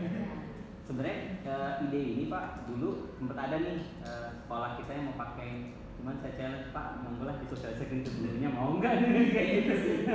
Karena memang kalau udah level sekolah challenge-nya banyak ya. Jadi proses ini artinya kalau kami sih aplikatif ya, mau dibawa ke sekolah pun mangga silakan, nggak masalah. Cuma kalau dari level sekolah biasanya memang dia bisa langsung ngajar tuh Bapak Ibu untuk terkait dengan prosesnya, tanpa perlu ada pengikutan untuk perkuliahannya. Cuman enggak sih, jadi lebih tertib memang. Kalau di perkuliahan ini wajib dari sisi dosen di awal ada cutting. Terus kemudian kalau CBT Pak, kalau dari sisi kami rubriknya sendiri memang nanti ditentukan oleh koordinator kurikulum. Kalau di dosen di level perguruan tinggi mungkin dari sisi koordinator level atau koordinator prodi yang di bagian akademiknya itu terkait dengan prodi. Nanti kalau itu kan kalau ibu kalau di perkuliahan itu korelasinya dengan pengambilan SKS kalau untuk sistem non paket gitu. Kalau paket enggak tinggal diingin kita bisa diskus. Kalau di sekolah yang kita jalani sekarang untuk penilaian kurikulum merdeka pun itu ada menunya sendiri untuk penentuan proyeknya dulu, untuk proses penilaian proyek dan penilaian intrakurikuler. Ini TP5 ya Pak sekarang. Memang pengembangannya untuk untuk ini Pak yang lagi kita kembangin ya. Biasanya sih kalau tim kami itu Pak kalau udah ngembangin biasanya kita ajak klien existing untuk mau pakai nggak gitu. Nah yang sekarang itu kendalanya adalah kita sering dimarahin Bapak Ibu guru kalau koreksi SI. Nah Pak bisa nggak SI-nya diotomasi ya tuh. Nah kita punya solusi sebenarnya dengan AI gitu. Ini kita lagi coba trial AI ini belum kita implementasikan. Jadi kalau di AI ini nanti ini pertanyaan yang Bapak Ibu guru tentukan, ini jawabannya, ini contoh simulasinya. Lalu ada penentuan rubrik. Nah, baru nanti cek esai. Jadi konten pertanyaan apa jawaban dari si murid itu di-compare dengan rubrik, nanti hasilnya adalah poin. Cuman kendalanya kalau AI costnya tinggi karena dia hitnya per token. Itu ya tergantung versi AI yang nanti akan kita gunain. Cuman solusinya memang salah satunya kalau mau diterapin seperti itu, kalau lebih memudahin. Sih gitu sih Bapak. Nanti coba aku tunjukin yang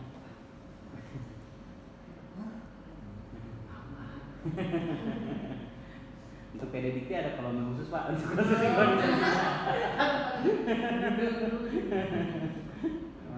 enaknya kalau perguruan tinggi figur diktinya udah konsep API jadi aman. Yang belum aman sekolah memang Dapodiknya saya pikir ganti menteri jadi itu tetap sama kan ya Pak, masih belum bisa itu. Nah ini kalau dari sisi sekolah tuh kayak gini nih Pak, ada kegiatan belajar sekolah ya.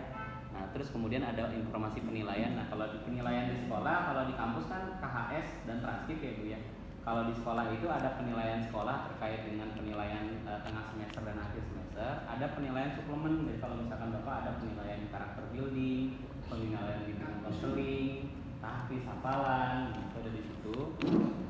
Ada ekskul Pak tambahannya. Nanti monggo misalkan di kampus ada ekskul juga yang ingin diterapin, itu pun bisa. Jadi sebenarnya satu layanan portal ini kita bisa akses bukan hanya untuk perguruan tinggi, tapi untuk level sekolah pun memungkinkan. Nah ini kemudian kalau di sisi Bapak Ibu gurunya ini kebetulan aku belum set up terkait menunya, cuman gambarannya itu nanti ada proses penilaiannya pun ada penilaian. Kita baru rilis Merdeka setelah sekian lama dari sisi kurikulum 2013. Belum set up. Ini sebenarnya ada penilaian sendiri ya Bapak Ibu. Nah mungkin aku mau tunjukin bedanya sedikit. Kalau tadi di administrasi perkuliahan Bapak Ibu dosennya harus nentuin modul. Nah tapi kalau di sekolah langsung absen Pak.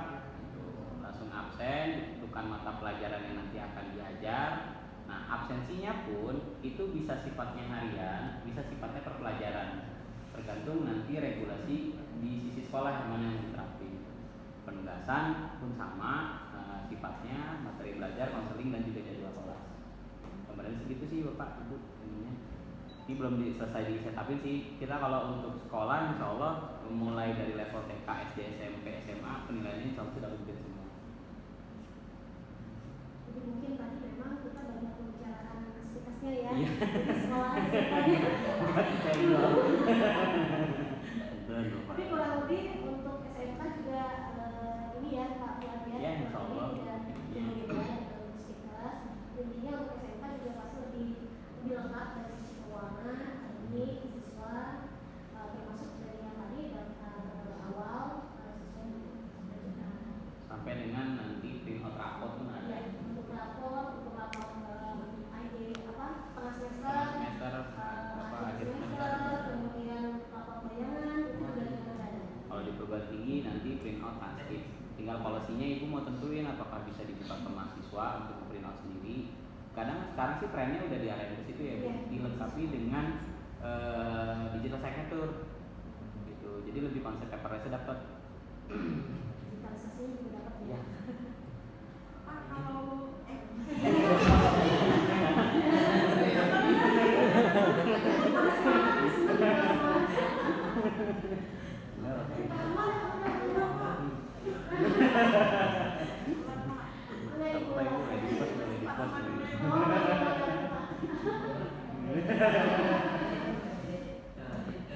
nyambungin tadi Pak.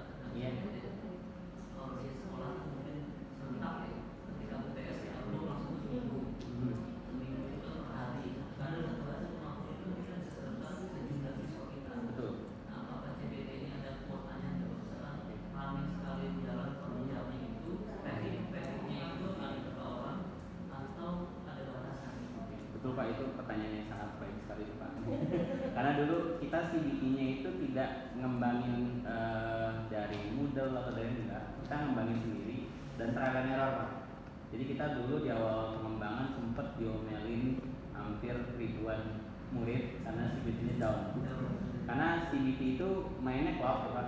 Bahkan kayak ya Kementerian Pendidikan pun sampai sekarang mungkin setahu saya dia sampai ada offline servernya gitu. Hasilnya itu karena konsepnya memang kayak gitu. Nah, alhamdulillah beberapa kali trial sudah berjalan. Kita sekarang kalau CBT itu Pak itu hampir 8.000 murid sekali jalan. Dan itu memang di awal itu beratnya di pas login pertama tuh Pak. Karena concurrent usernya ya. Cuman nanti nextnya udah lancar tuh semua prosesnya. Kita udah inisiasi di situ. Jadi yang kita hadirkan di sini solusi CBT yang sifatnya cloud based, tidak ada perlu penarikan soal segala macam sebelum periode CBT dilakukan, tapi kita jaga juga nih sisi performanya. Jadi Pak Insya Allah sih kalau untuk CBT saya bisa pede ngomong ini karena kita udah pernah darah-darah nih untuk terkait ininya pengembangannya. Sekolah kita atau sekolah lain yang menggunakan CBT juga. Gak apa-apa, yang masalah. Itu pun 8.000 tuh udah banyak sekolah Pak sebetulnya. Bisa, karena kita nggak bisa nutup kemungkinan, nggak bisa kita ngatur Bu PTS-nya besok aja yang gitu, nggak mungkin. Pasti barangnya sistemnya gitu. Nah, kalau ini nyambung ke tadi, kan kadang kalau ini ada tahun ajaran kalau kita ya, setiap tahun ini apakah di set data kita itu tersimpan Pak? Nah, yang mengingat kalau itu kan bisa ada renang ya, 3 tahun sekali ya, kalau 2 tahun sekali kan kita nggak tahu juga nih awal akhir. Kalau kita kan awal sedikit kalau kita pakai menggunakan apakah mengalami sama signifikan kita kayak absensi kayak upload materi file gitu atau simpan dari waktu. Terus apakah bisa kita mengambil waktu ini di saat contohnya udah lewat tahun untuk Oke. Kalau untuk data sih Pak, nanti kita ketika nanti bekerja sama itu ada terkait dengan keamanan data juga Pak, karena memang jadi concern saat ini Pak. Terkait dengan keamanan data itu yang pertama, pasti itu akan kita atur. Terus yang kemudian yang kedua, berapa lama kalau dari sisi cloud systemnya sendiri selama berlangganan dengan kita datanya ada semua Pak.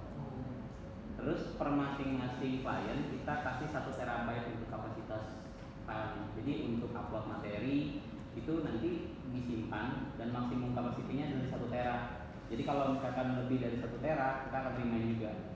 Jadi memang kita udah nyoba beberapa solusi mulai dari Azure, mulai dari Alibaba, mulai dari GCP atau Google Cloud. Memang yang saat ini performanya bagus hanya di GCP memang. Kayak Alibaba bagus, tapi costnya juga bagus gitu. Nah, GCP kita coba ngakalin dari beberapa solusi. Makanya kalau si Pinter ini Pak kita kembangkan, kalau kita tanya Pak ini platformnya apa, saya bisa jawab 15 kali ya, PHP juga, ini juga, bola, pingpong. Karena yang kita coba adalah cari efektivitasnya. Nah, kebetulan dia backgroundnya developer juga, bukan jadi kurang lebih pak. Saya pikir mau ngambil materi yang mampu Itu masih ada pak sebenarnya. Jadi aksesnya memang kalau nanti diakses guru atau akses dosen periode semester sebelumnya, walaupun saat ini dia ngajar di semester 3 gitu, semester 1 itu masih ada. Atau kalau di sekolah tahun ajarannya sekarang 2024-2025, nanti tahun ajaran 2025-2026 mau ngambil lagi bisa. Terkait dengan rapotnya pun sama. Jadi kita tuh kalau dari sisi teknis tuh ada dua concern utama tuh, satu itu rapotan Pak. Kebayang dulu mungkin kalau di kampus transkrip cuma 2 lembar kali ya Bu ya. Kalau di sekolah itu kurikulum 2013 itu bisa 10 lembar gitu tuh Pak kalau misalkan panjang deskripsinya. Merdeka banyak lagi tuh. Jadi per anak itu proses downloadnya yang gurunya masalah kita coba inisiasi, alhamdulillah lancar. Maka Ibu Jadi kalau kami di Fikas persyaratan wisuda itu kan ada salah satu kredit point. Nah, kredit point ini yang dikumpulkan mahasiswa dari semester 1 sampai semester 6 diploma dan semester 8 untuk sarjana. Nah, bisa tidak kalau kita menambah menu kredit point, isi poinnya adalah mahasiswa bisa upload sertifikat Pak. oh, mahasiswa bisa upload sertifikat ya. Iya. Kalau di sekolah istilahnya kan itu student lead conference. Nah, jadi ada itu. Jadi kalau di sekolah itu harapannya si siswa menguploadkan itu, jadi ada interaksi antara siswa dan orang tua. Nah itu memungkinkan kredit point itu. Yang sekarang tidak asik. Kalau proses uploadnya ada, nanti tinggal mekanismenya, kebutuhan dari sisi perguruan tinggi bagaimana itu nanti di adjustable di proses onboardingnya. Jadi kita kalau di kami fasenya ibu oke nih confirm terkait dengan aplikasi ini misalkan. Jadi kita mau jalan apa dulu nih, financial transaction, oke di bagian finance kita komunikasi intens terkait dengan flow bisnisnya, prosesnya. Nah bagian akademik itu biasanya kita paparin tuh ibu, apa sih fitur-fitur yang sudah ada dan belum ada di kami. Nanti tinggal to be confirm ibu butuhnya bagaimana. Jadi kita ada adjustable proses di situ. Berarti tadi Pak ada upload LPS dan sebagainya. Kita ada itu. Jadi di dosen ada, di mahasiswa pun ada. Nah yang tadi aku sampaikan per klien maksimum storage-nya itu 1 tera. Jadi secara file ketika diuploadkan itu larinya sebenarnya di cloud. Jadi paling nanti yang kita nanyain, ibu mau limit per upload berapa? Misalkan 5 mega kah, 10 mega kah? Gitu. Tapi untuk maksimum storage-nya sih hampir 1 tera sih. Kita close storage-nya kita punya.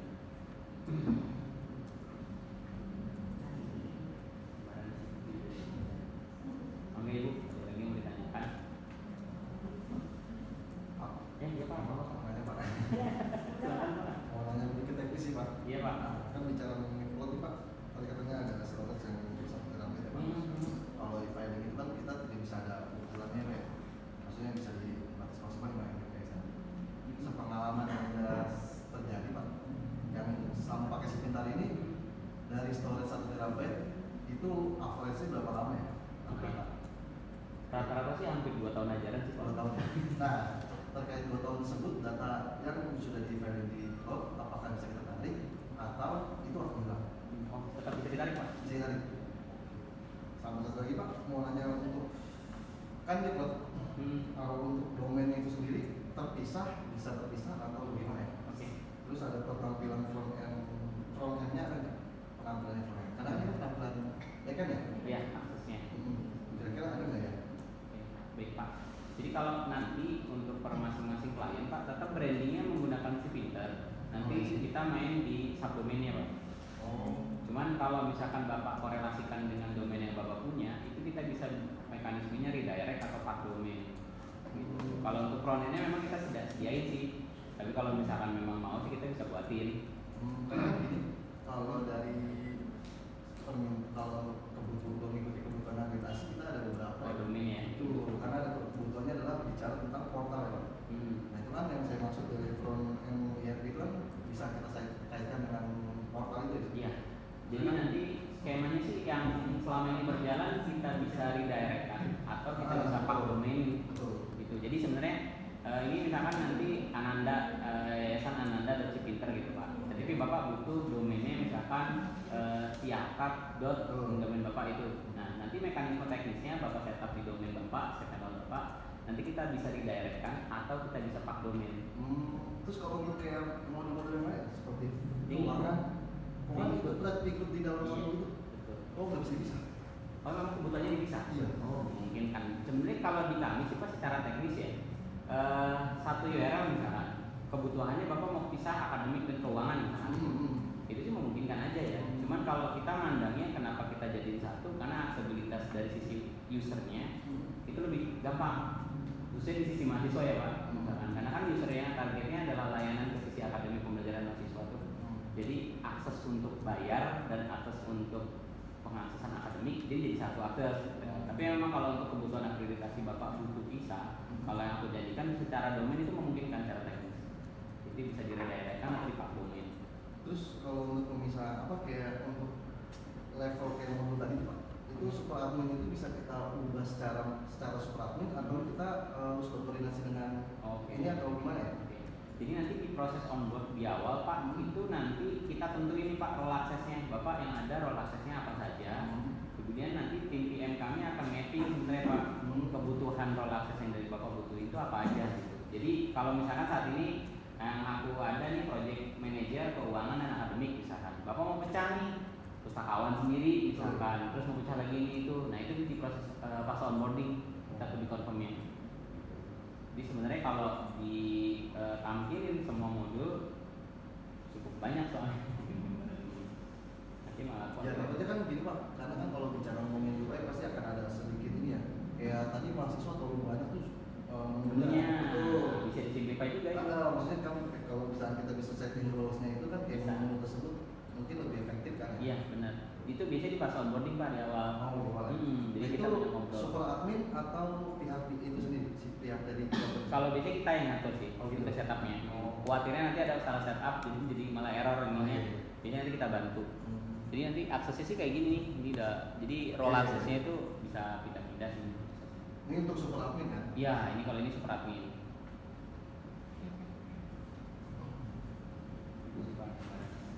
Nah kalau untuk ini pak master data sendiri bentuknya apa yang dibutuhkan? Database sorry. SQL kan atau yang lain? Nah gitu pak, kalau kita bisa jawab banyak nih pak. Kalau bilang SQL aja kita pakai SQL. Kita pakai NoSQL, kita pakai NoSQL. Soalnya kita mau kayak kita pakai itu. perpustakaan kan SQL tuh. SQL, perpustakaan SQL. Nah ya. Jadi kita import by Excel bisa? Bisa. Jadi memang gini, nanti di proses migrasi pak onboarding kita nggak minta SQL pak. Oh Excel. Excel base aja. Tapi dengan format yang sudah Iya, kita ada template ini. template sendiri. Nanti tim cutting yang akan bantu migrasikan. Kalau dari sisi struktur database yang kita pakai itu tergantung kebutuhan. Kayak untuk CDT kita nggak mungkin pakai SQL untuk dapetin performance, kita pakainya NoSQL. Nah kalau ini kan ada beberapa yang ngasih saya beberapa nih. Iya. Contoh kayak semacam hasil akhir mahasiswa seperti research study. Di sini ada. Apa namanya transkrip gitu ya? Bukan. Setelah mahasiswa lulus kayak memberikan feedback ke kampus atau Itu kayak bisa pakai ini bukan ya? Bukan, kalau ada credit point iya Yang di credit point ya. research study itu yang kayak mahasiswa sudah Lulus, lulus mereka itu jurnal gitu pak. bukan. Tapi dia lulus lulus berapa lama dia? Berapa lama dia lulus informasi berapa kerja lama? di mana Betul. kemudian pimpinannya namanya siapa itu Itu mungkin juga yang betul. Betul. Terus tadi sih belum ada sih pak.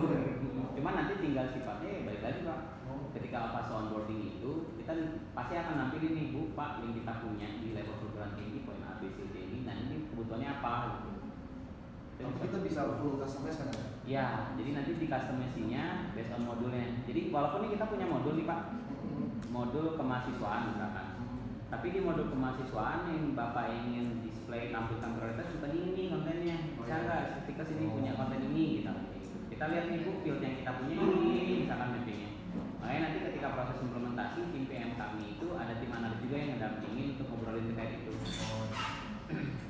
Pak, mau mau keuangan, mau akademik, semuanya kayak gitu. Pak, satu lagi Pak.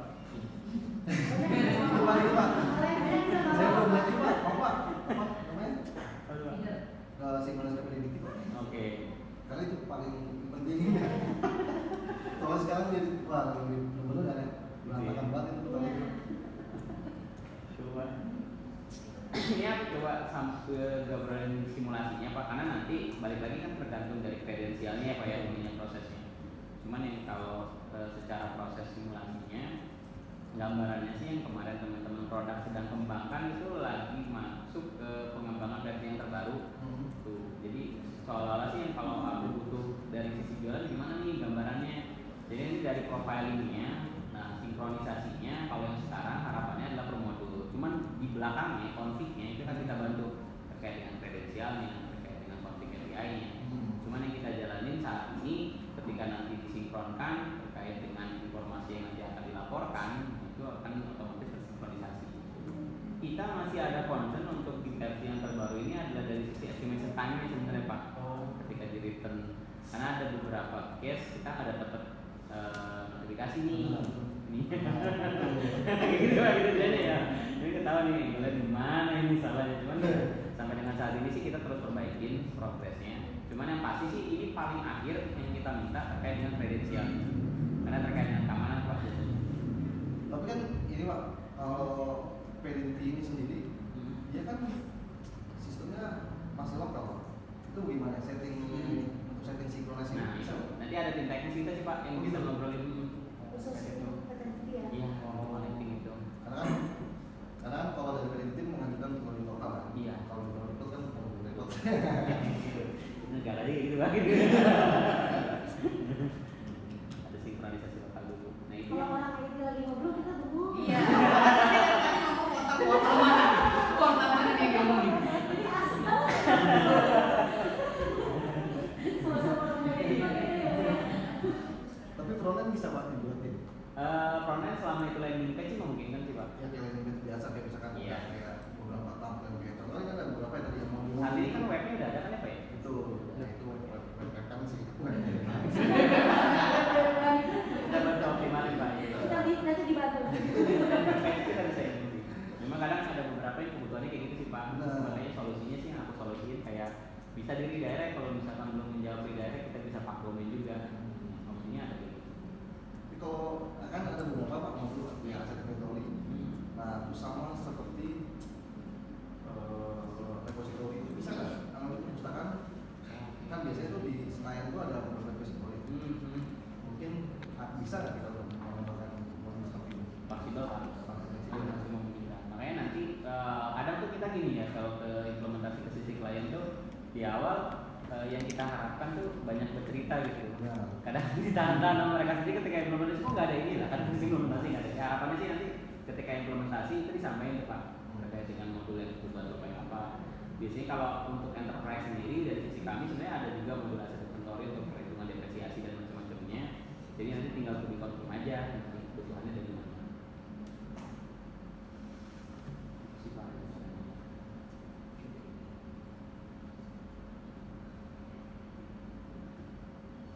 Kurang lebih sih itu yang bisa aku sampaikan Bapak Ibu terkait dengan layanan dari sisi digital ini. Jadi insya Allah kalau memang masih dibutuhkan detail teknis untuk terkait dengan penjelasan poin A, B, C itu kita bisa agendain lagi tuh Pak. Masih khusus.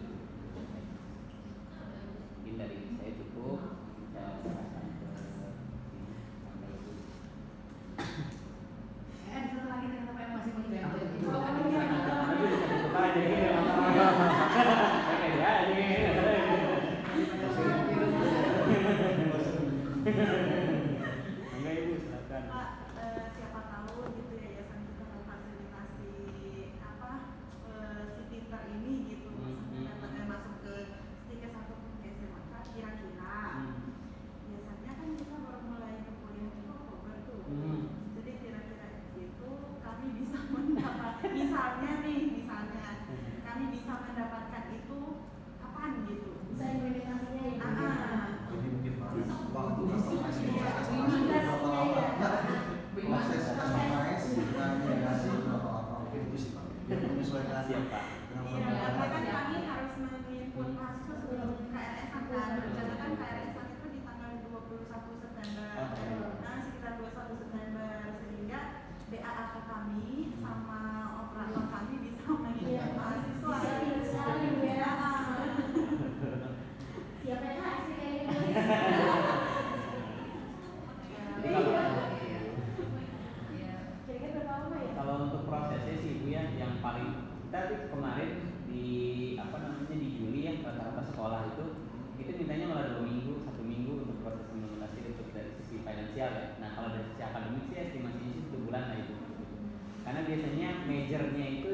timetable nantinya untuk penetapan jadwal, begitu referensinya itu. Kalau untuk terkait dengan penyesuaian, nanti di proses onboard itu kita lihat ibu prioritasnya yang mana dulu agar sistem ini jalan. Tapi yang memang jadi kebutuhan dari sisi akademik dan itu jadi prioritasnya, kita bisa ingin ibu timelinenya jadi tergantung dari nanti kebutuhan yang ibu inginkan. Tergantung yang urgent dulu nih, Yang urgentnya, prioritasnya di mana. Baru yang lainnya juga bertahap satu-satu mengikuti. Ya, kalau yang kita KRS-an, jadi siapa tahu sudah bisa diaplikasikan. Kalau September sih masih belajar sih bu. Iya, Lagi masuk anak. Ya banyak buktinya lah. Jadi nggak memadai. Sang kuliah kalau masuk semalam jadi. Dulu mah bujangan gitu ibu. Bentuknya nambah ya kan. Golek juga. Nyari tim yang bujangan. Nyari tugas lagi. Tapi sekarang mudah-mudah memang baik sih Saja rata-rata. ya dari dulu yang simak. Lewat tim lain itu disuruh masuk tim 8 nggak bisa bu. Nggak bisa. Tidurnya baru jam 7. Biasanya kita kerjanya biasanya 8 jam aja mau masuk jam 11 nggak apa-apa 8 jam dia pulangnya malam gitu. Senangnya kayak gitu. Kebalik ya Pak ya. Kebalik sih Malam Bang. malam jadi pagi. Nah, kalau mau WA tuh mending atau Telegram gitu. Dia nggak mau ya, mending Telegram gitu kan. Gitulah bu. Sama sih